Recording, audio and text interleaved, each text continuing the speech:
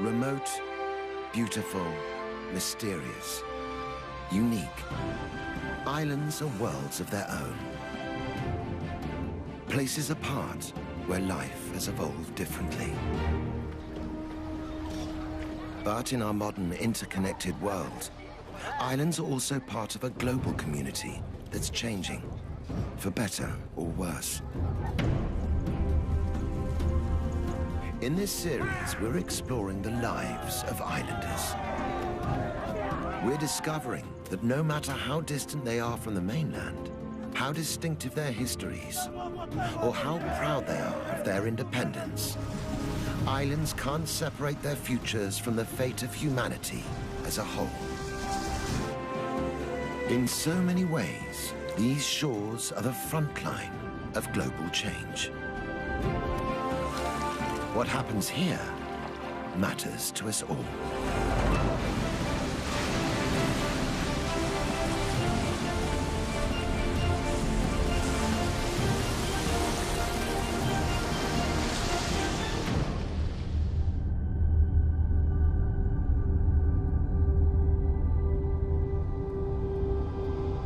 Amid the vast expanse of the South Pacific, isolated by the endless blue, is the Republic of Fiji.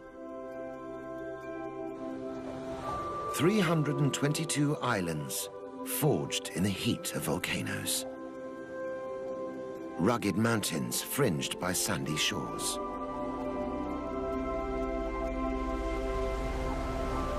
Behind the shelter of its coral reefs, Fiji nurtured a vibrant and unique way of life.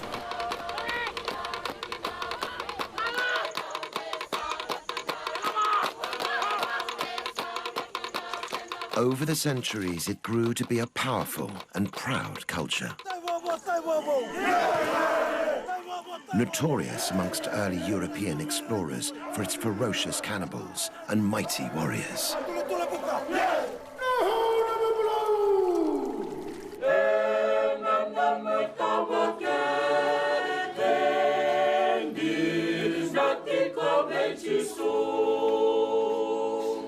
When the British imposed their rule, they brought Western ways and Christianity. They also brought waves of immigrants to farm fertile fields of sugarcane. Indian laborers, whose presence here was a trigger for conflict and violence.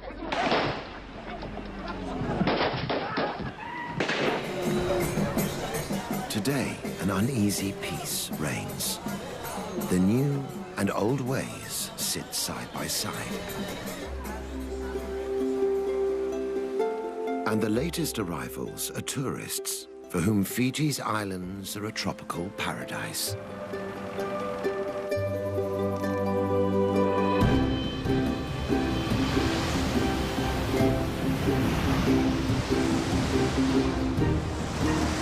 But new waves of change are looming.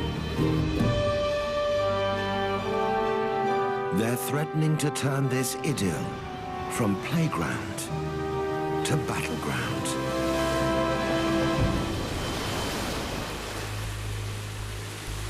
Sometimes the danger is all too obvious. But for those who know where to look, the effects can also be seen in the depths of the forests and beneath Fiji's blue lagoons. Sea temperatures are rising, coral reefs are dying, and the natural breakwater that protects Fiji's shoreline is being washed away. It's islanders who are on the front line of the fight to restore the balance. Strong and resilient, they also know how to nurture and heal. Now they are drawing on both sides of their nature to face the tests the world is throwing at them. Will it be enough to keep this paradise sunny in the teeth of the gathering storm?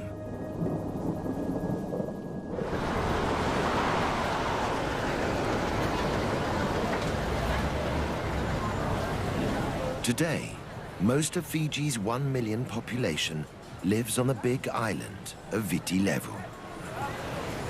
The capital, Suva, and a dozen other towns pulse to an urban beat. But outside the cities, life is organized along traditional lines. Head a few kilometers off the southern shore of Viti Levu to the island of Benga, and the importance of the old ways is clear to see.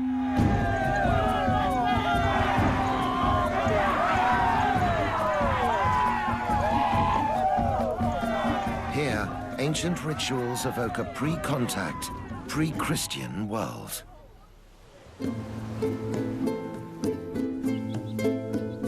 Distanced from the mainland, life moves at its own pace on Benga.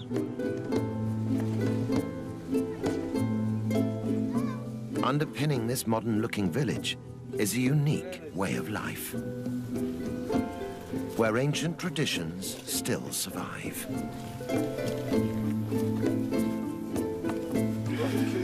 Villagers live as a collective, sharing the work and the wealth amongst themselves.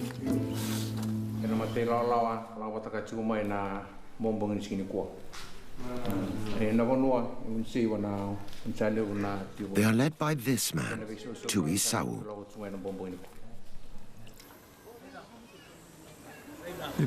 It is good to have a chiefly leadership in the village. It allows us to look after the village and, more importantly, the welfare of our villagers.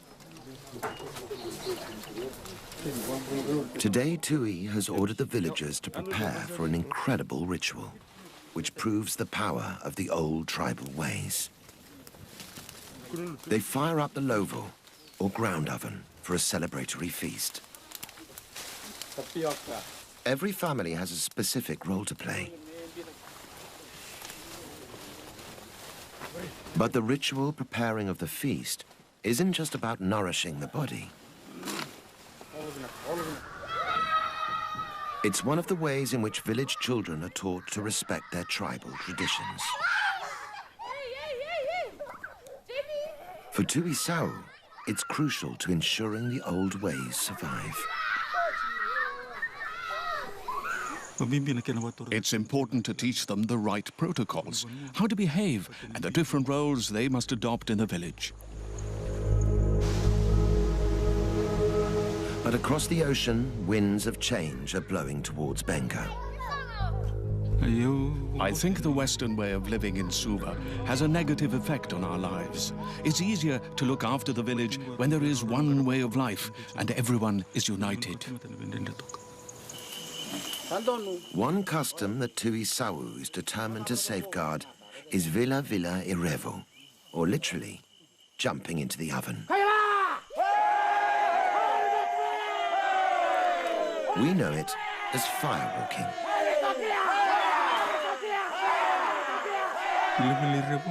Firewalking has been around for as long as Benga itself. Our fathers and their forefathers have been firewalking all of their lives, and now we firewalk also.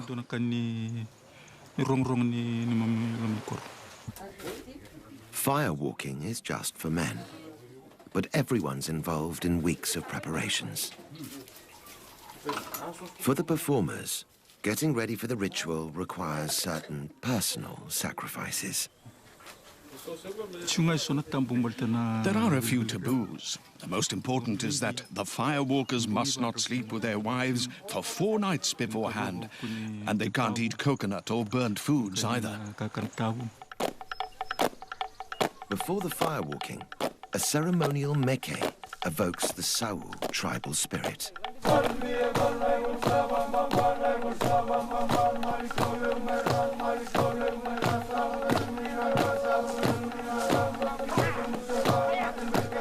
Warriors brandishing old war clubs reenact the battles of village ancestors. For centuries, these meke have been used to keep the past alive, and even to predict the future.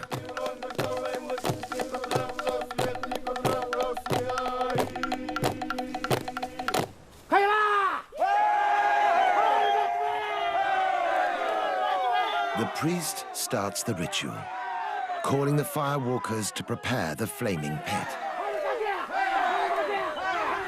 It's vital everyone follows instructions.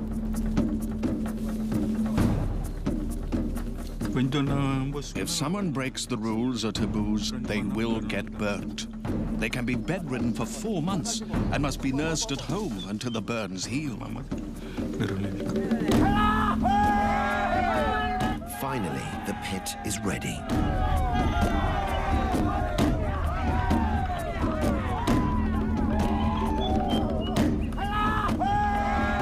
One by one, the Sawu tribesmen brave the scorching heat to walk in the footsteps of their ancestors.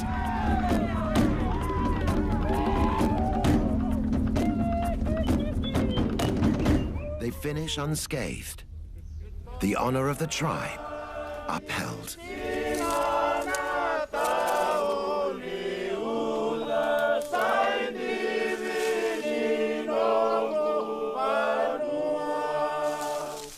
But Tuisau knows the isolation of the island can only protect its people for so long.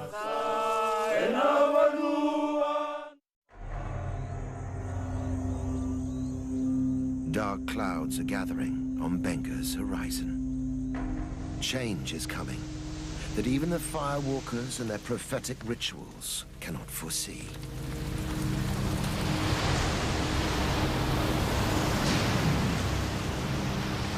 It won't be the first time waves of unexpected change have washed over these islands.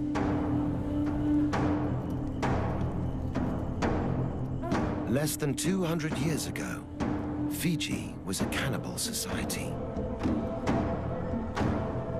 Tribal warfare was commonplace. Eating your enemy was the ultimate revenge.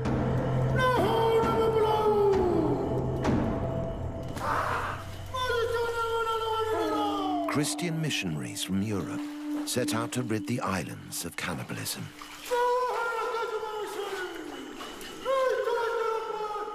In 1867, Thomas Baker, an ambitious young minister, would pay the ultimate price. Declared an enemy, Baker was offered up as a sacrifice to the tribal war god. Then slaughtered, cooked, and eaten.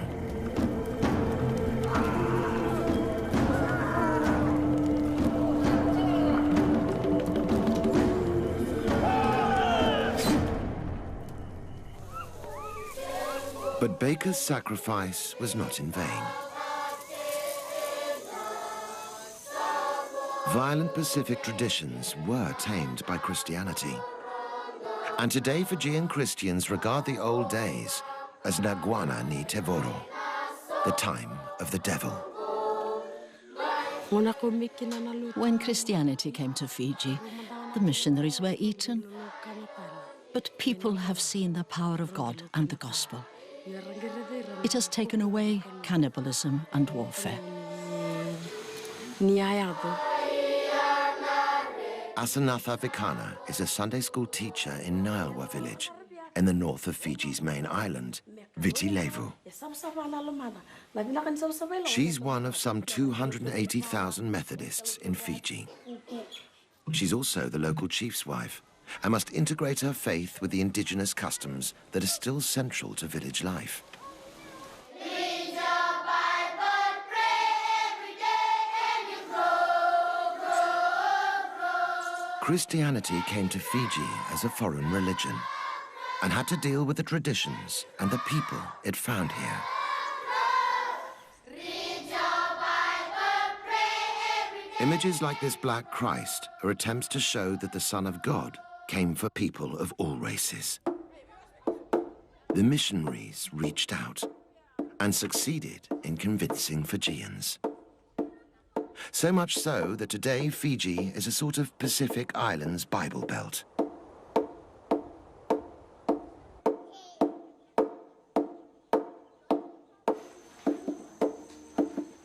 Although the days of tribal warfare are behind them, the villagers still have a tribal approach to worship. Christianity here is a real communal event.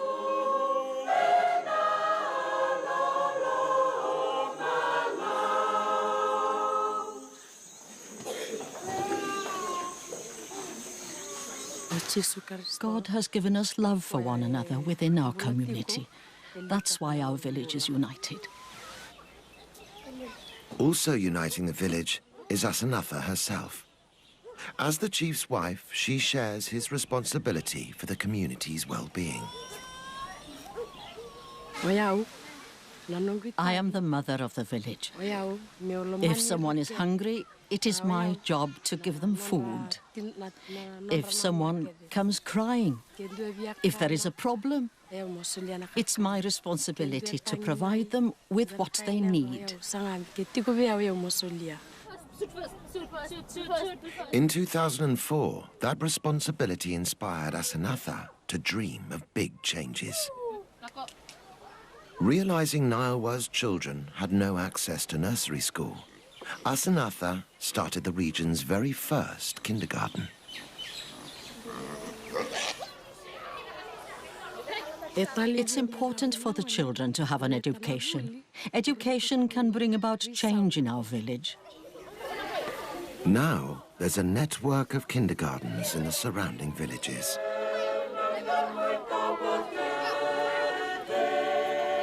Throughout her campaign, it's been Asanatha's faith that sustained her.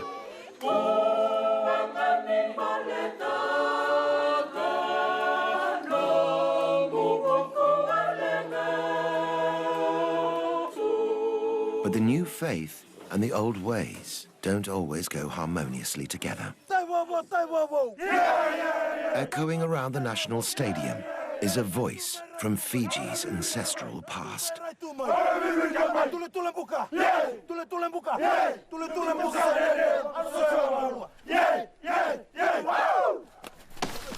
The Thimbi is an ancient war chant. These days it sends the Fijian rugby team into battle.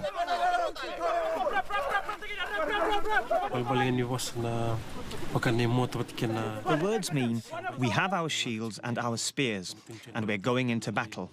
We're telling our opponents, we'll take you down. Now the Thimbi has become a rallying cry for ancient customs threatened for being unchristian.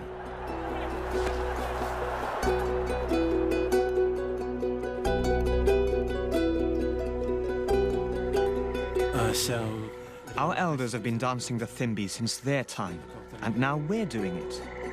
It's been passed down to us. Sireli Nakalavuki performed the Thimbi in over 20 matches. The Thimbi makes you feel strong as you prepare for battle. It psychs you up, ready for the game.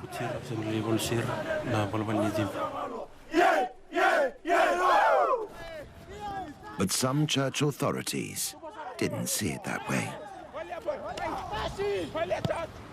In 2009, they declared the old war chant ungodly. With the support of the team pastor, they demanded a ban. Under heavy pressure, the team broke a 70-year tradition. They dropped the Thimbi ahead of a big international game. Whether or not they angered their old gods, the team were badly defeated.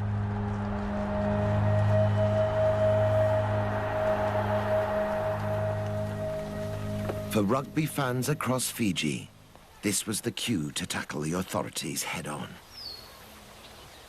They stood up in support of the old ritual and its place in the much-loved national game.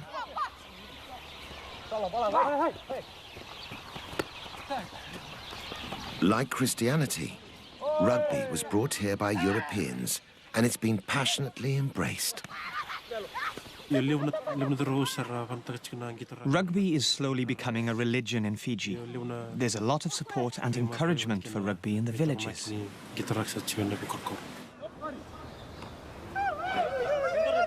It's one of Fiji's best-known exports and a matter of great national pride. Before I play a match, my parents urge and encourage me. Go and show the world that you are a good rugby player and bring success to Fiji. Eventually, those calling for the return of the Thimbi were heard. The rugby union stood up to the Christian objectors and reinstated the old war chant. Before each game, its battle cries echo once more, carrying Fiji's pride in its tribal past around the world.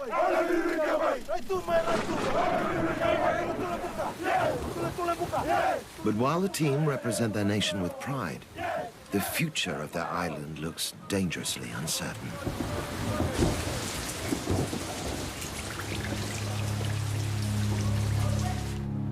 Tides of change are threatening to wash away the land which inspires such patriotism. Fiji and the whole world is feeling the effects of climate change. A big factor on the island is the El Niño weather pattern. When warm sea currents and trade winds weaken or change direction off the South American coast, El Niño can cause dramatic variations in weather. In Fiji, it's happening more and more frequently. Extreme droughts and severe storms ravage the land. Beneath the waves, the destruction continues. Warming seas are killing the algae that sustain the great coral reefs. It's these reefs that stand between the tempest of the Pacific and Fiji's vulnerable coastline. Without them, islanders can only watch as high tide threatens to engulf their homes. Graves that once lay under coconut trees now lie under the waves.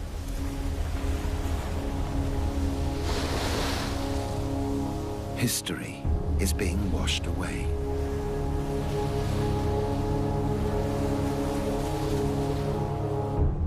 "90% of Fiji's population live along the coast. Many are wondering if it's time to head for the hills.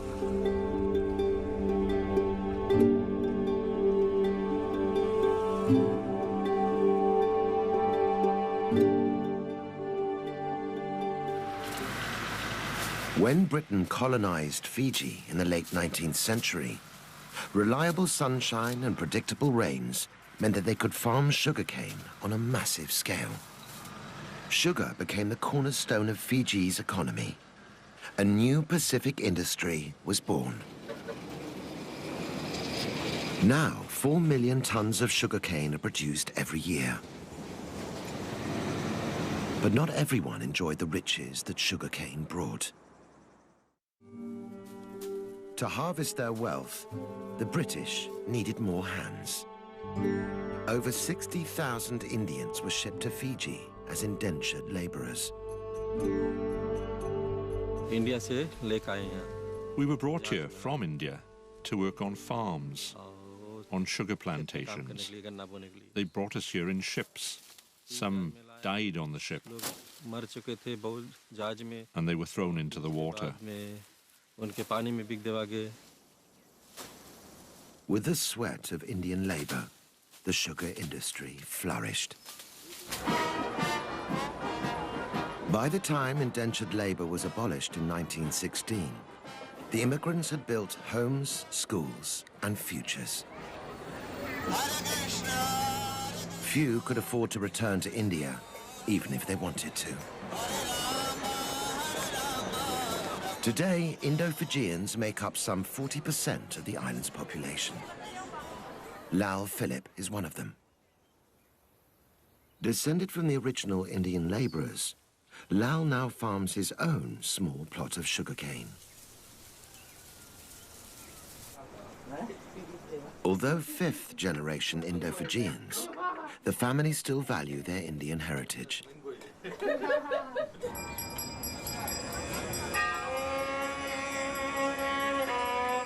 Their Indian spirituality has taken root in their adopted homeland.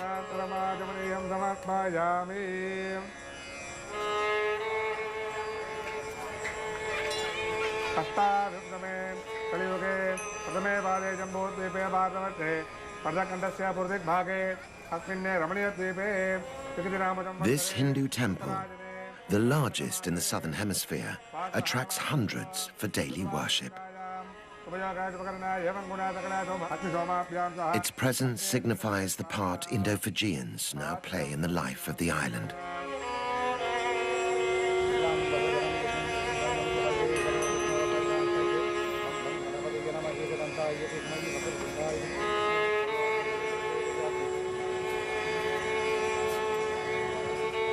Inside, the devoted worship Lord Murugan, the guardian deity of the seasonal rains.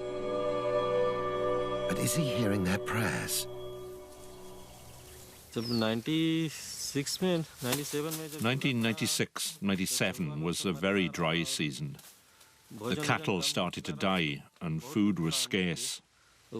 It was very difficult. We thought that we might not survive the drought. So many of our cattle died. The drought of 1997 was no exception. Records show that over the past 20 years, Fiji has been more drought-prone than ever before. It used to rain in December, January, February. Now we don't see rain, and it's too dry. Without rain, the sugarcane doesn't grow well, and the crop yield decreases day by day. The country is facing hard times.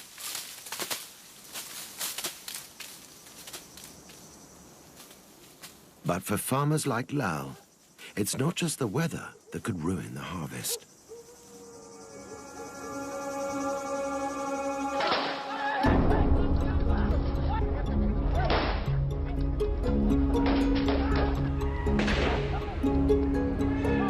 "30 years of political instability have rocked this island republic.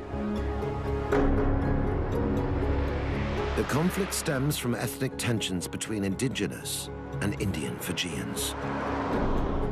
In the past, those resenting the Indian presence took matters into their own hands. Blood was spilt on both sides. Fueled by these tensions, 4 governments were overthrown. Thousands of Indo-Fijians fled Fiji. But leaving wasn't an option for Lal. I'm an Indo-Fijian. My blood is mixed. If we're born in Fiji, then we are Indo-Fijian. Today, an uneasy peace reigns in politics. But the battle to protect these islands from the El Niño effect goes on.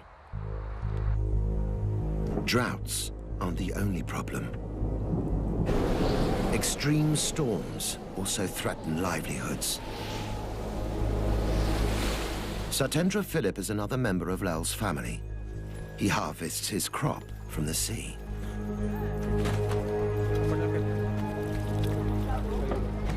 We used to have good weather, but now it's very unpredictable. With no warning, the sea can get very rough. All sorts of changes are happening. Even on a beautiful day, beneath the calm ocean surface, there are dangerous currents of change. Powered by El Niño, they bring unseasonably violent weather. Fishermen like Satendra are caught in the eye of the storm. Once I forgot my radio at home. When I was out at sea, another boat warned that a hurricane was coming, so we took shelter on a nearby island. It was a very frightening experience, and we thought a lot about our families. My boat was damaged. It was one of the most difficult moments I've ever faced. Big storms are also bad news for fish stocks. Powerful waves can damage the coral reefs. Without these reefs for food and protection, fish are disappearing.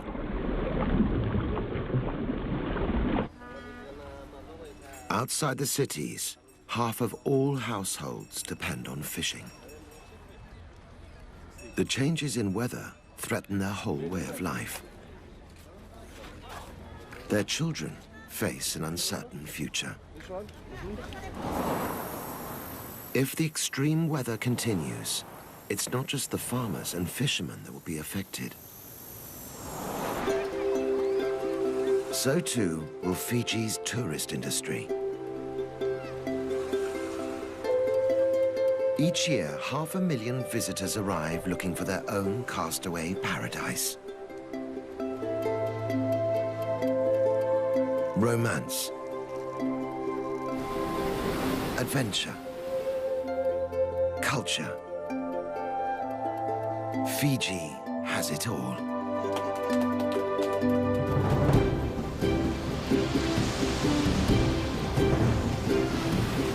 Today, the island boasts one of the most popular surfing swells in the world. But as the El Niño effect continues, even the bravest will struggle to ride out the storm.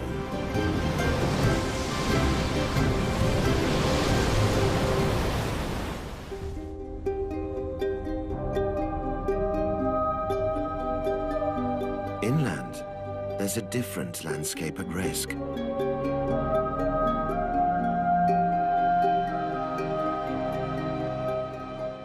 Fiji's mountainous interior is an unspoiled Eden. Imposing cliffs conceal rare orchids. Tropical rainforests hide a lush diversity of life.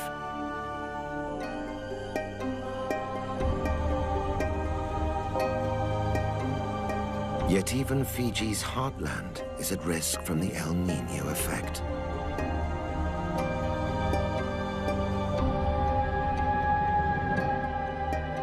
An increase in extreme weather is causing vast landslides and devastating floods.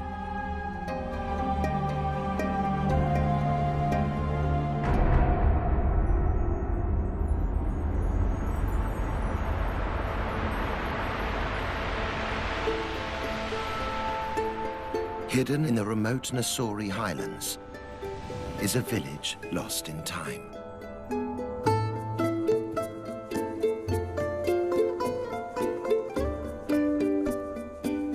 Navala is a Fijian village in the most traditional sense.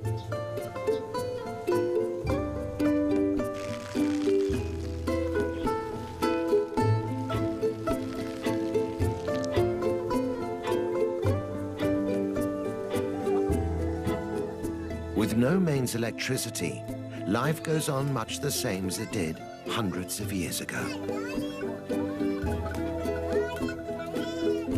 Everybody works together for the good of the community.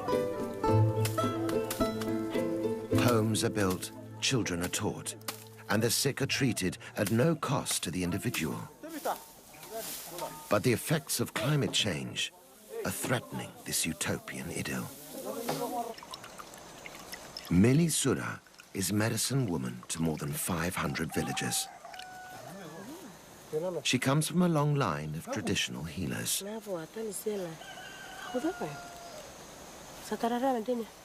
Mili believes healing is in her blood, and ancient laws govern its use.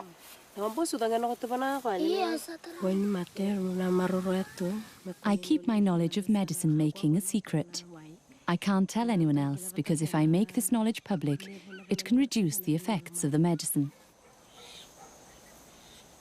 Mili sees her patients every day, and their complaints are seasonal.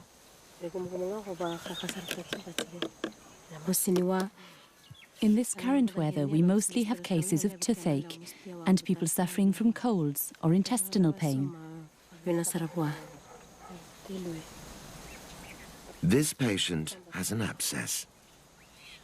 Using herbal remedies, Mili can offer pain relief and a natural antiseptic.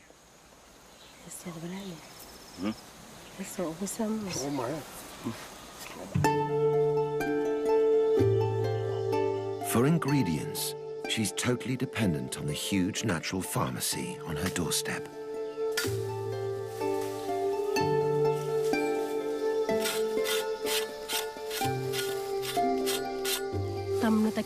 You have to walk far to reach some medicines, while others grow in hard-to-reach places like on cliffs or the top of a mountain.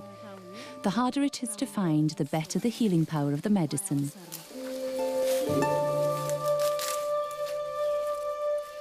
These days, Millie's remedies are in great demand. The change in weather brings with it numerous infections. At times like this, lots of people come to ask me for medicine.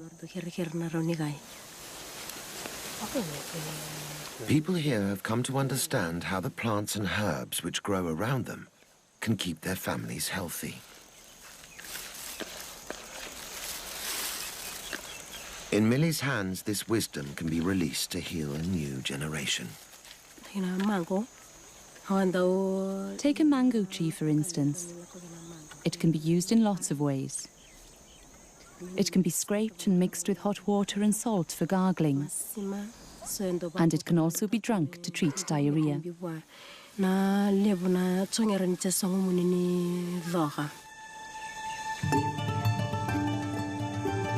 Diarrhea can be a killer in this village, particularly to the very young.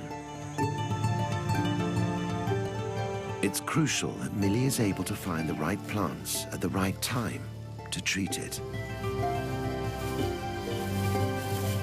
But the changes in Fiji's climate are putting Millie's natural pharmacy in danger. She has to walk further and further to find the plants she needs. Millie is worried that one day they won't grow at all. It's been very dry and windy. It hasn't rained for a while now. Many plants and trees thrive in wet conditions, and too much heat can destroy some medicinal plants.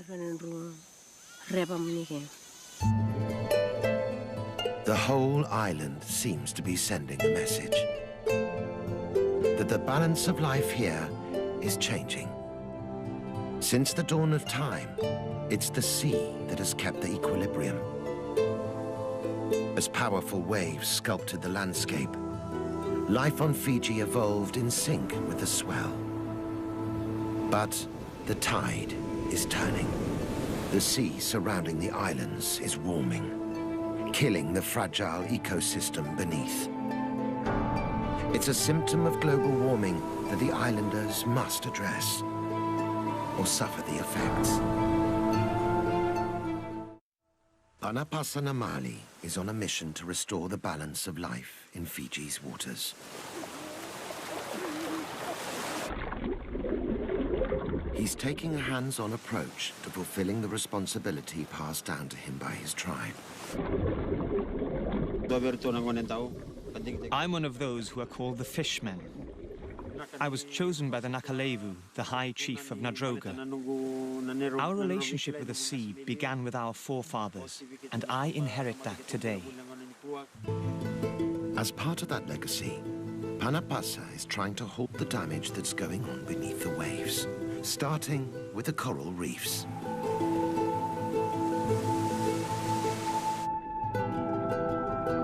These reefs shield the island by absorbing the force of the powerful Pacific waves.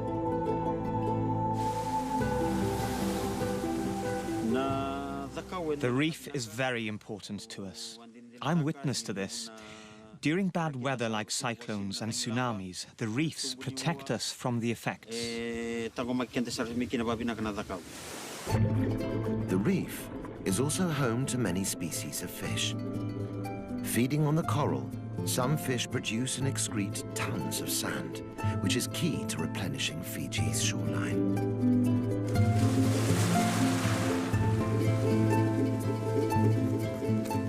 But this delicate ecosystem is being washed away.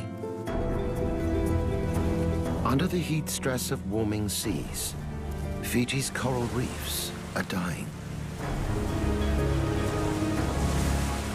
In some parts of the Pacific, 80% of living reefs have been lost.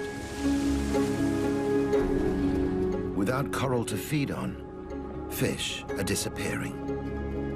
And without fish to replenish them, Fiji's beaches are washing away. For Panapasa, the solution is clear.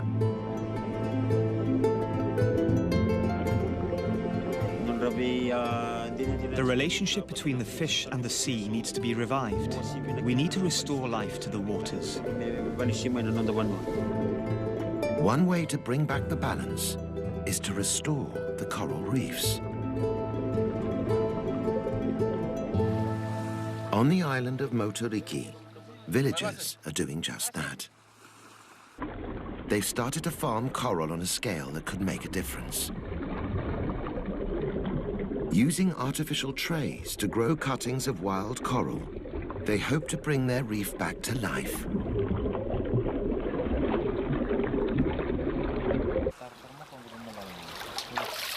In just 12 months, these tiny cuttings will have doubled in size. The adult corals will then be replanted onto dying reefs, bringing them blossoming back to health.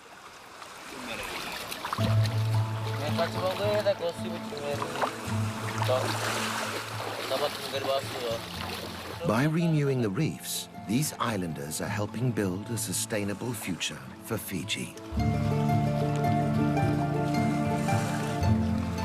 One that could make a global impact.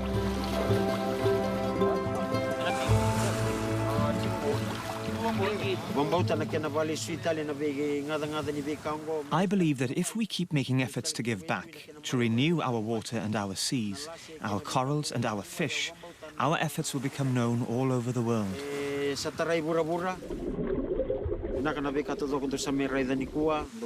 Everything you see here, I have faith in and believe in.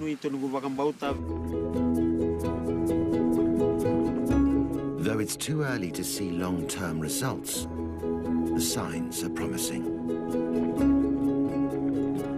The islanders have started the fight back against climate change in Fiji.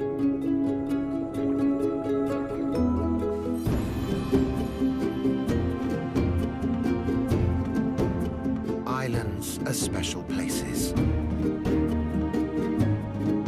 Fiji's islands amongst the most distinctive of them all.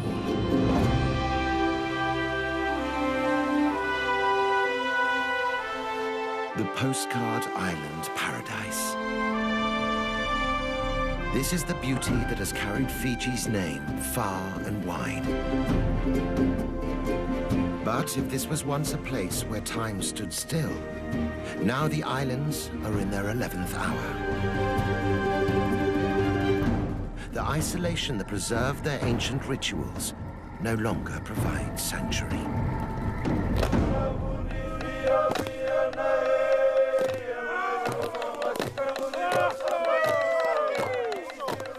Fiji's children are taught to respect traditions passed down from their fathers and to learn from the care lavished on them by their mothers. These are children who can still enjoy their season in the sun. But as they grow, they'll tackle challenges no other generation has had to face. Not only must they learn to live with their divided past, they must build their future in a changing world and protect their islands in all their fragile beauty. Facing new horizons, Fiji's children must adapt, even as they hold fast to the strengths their island legacy has given them. In a changing world, we all have lessons to learn from Fiji.